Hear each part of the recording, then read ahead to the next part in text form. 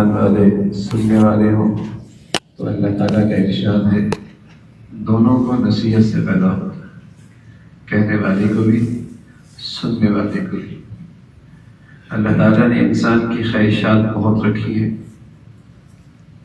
لیکن اللہ نے یہ دنیا ہر انسان کی خواہش پورا کرنے کی جگہ بنائی نہیں ہے۔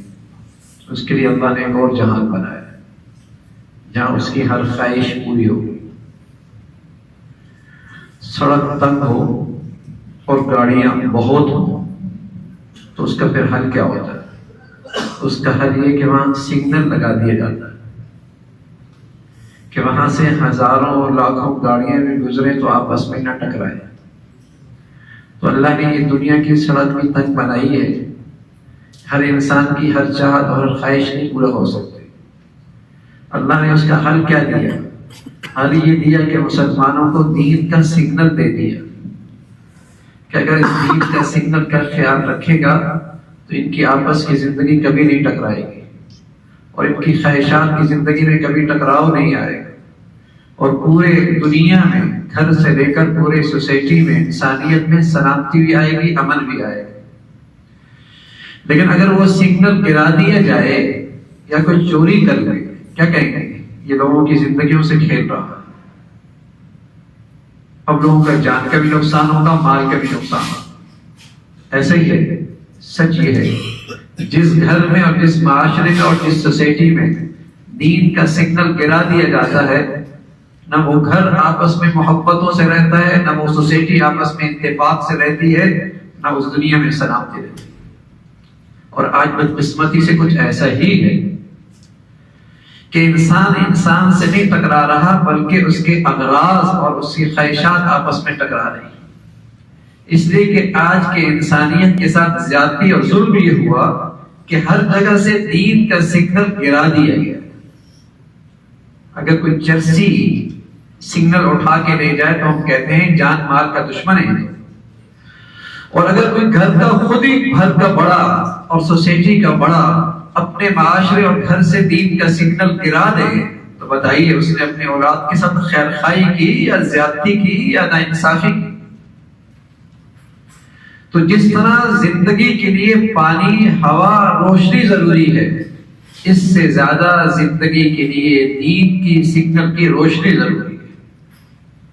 اگر دین کی روشنی نہیں ہوگی تو میں عرض کر رہا ہوں سوسائٹیاں، گھرانے، خاندان، یہ انسان باہم دستے گریبان رہیں گے، اس لیے کہ خواہشات سے ٹکرائیں گی۔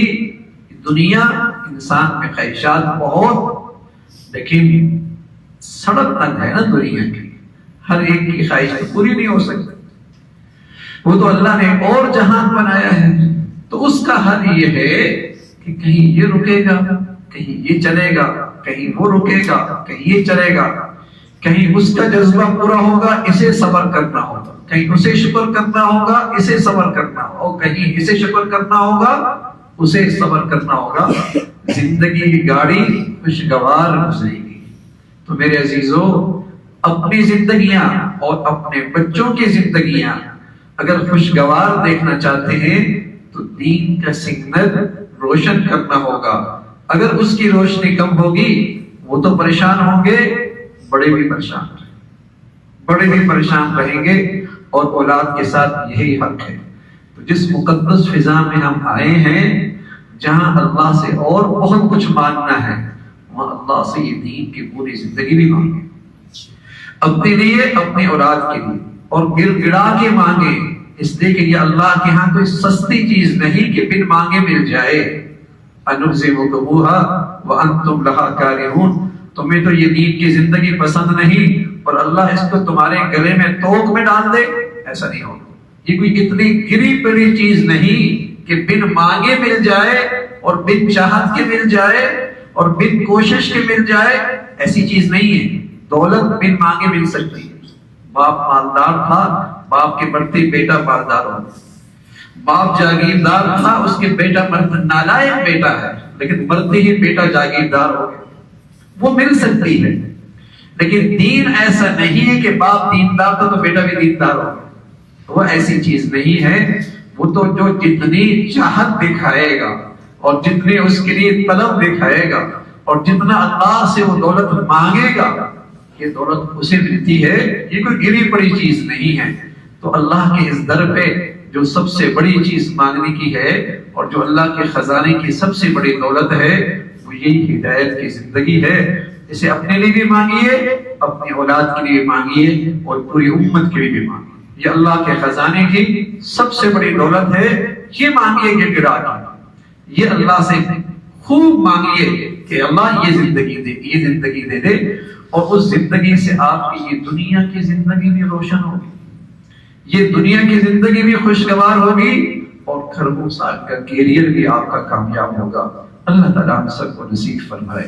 اللهم لك الحمد كله ولك الشكر كله، اللهم أعنا على ذكرك وشكرك وحسن عبادتك، اللهم أعنا على ذكرك وشكرك وحسن عبادتك، اللهم إنا نسألك العفو والعافية في الدنيا والآخرة، اللهم حبب إلينا الإيمان وزينه في قلوبنا وكره إلينا الكفر والفسوق والعصيان، اللهم اجعل خير أمورنا آخرنا وخير أعمالنا خواتمنا وخير أيامنا يوم نلقاك فيه، نستغفر الله ونتوب إليه، نستغفر الله ونتوب إليه، سبحان ربك رب العزة عما يصفون وسلام على المرسلين.